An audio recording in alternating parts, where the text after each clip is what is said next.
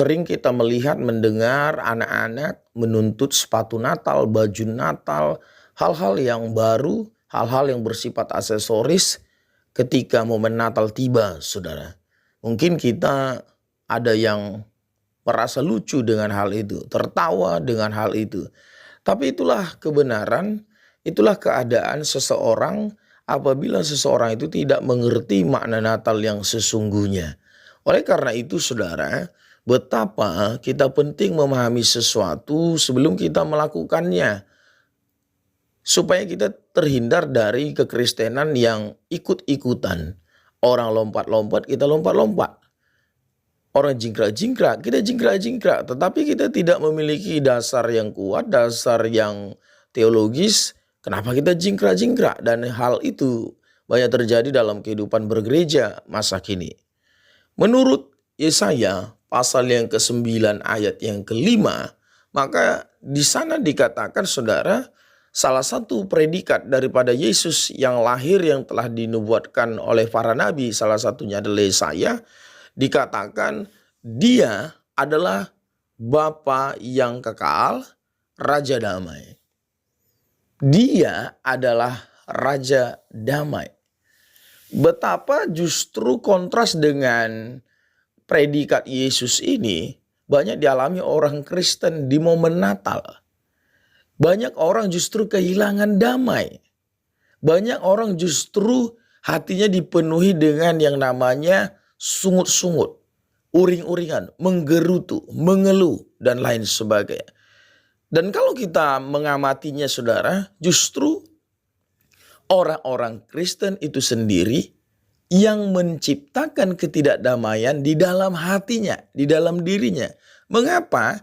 Karena orang-orang Kristen itu sendiri yang membuat standar-standar Natal, yang mana itu tidak berlandaskan kepada firman Tuhan. Misalkan Natal harus baju baru, Natal harus sepatu baru, Natal harus pakai pernak-pernik, ada yang disebut pohon Natal, lampu-lampu, dan lain sebagainya.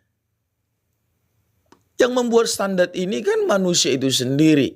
Yang membuat standar ini adalah kekristenan itu sendiri.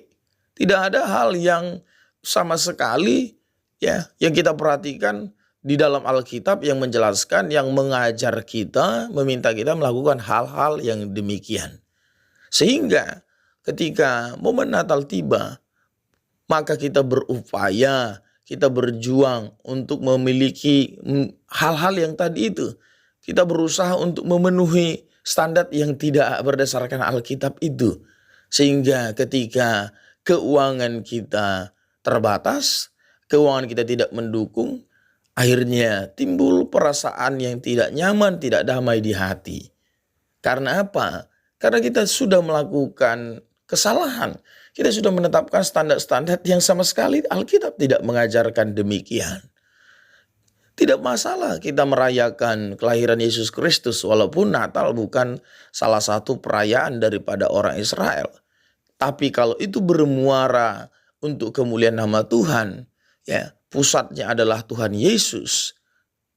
Tidak mengapa kita mengikuti kalender kekristenan yang mendunia, yang mengglobal untuk kemuliaan nama Tuhan dan untuk melakukan firman Tuhan.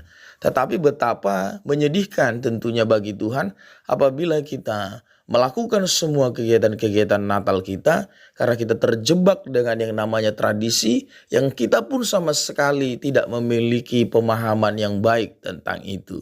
Oleh karena itu, saudara, Natal yang sesungguhnya, pengertian Natal yang sesungguhnya, salah satu yang harus kita pahami menurut Yesaya pasal 9 ayat yang ke-5 ini, maka yang pokok adalah, yang penting adalah kita mengalami damai yang daripada Tuhan.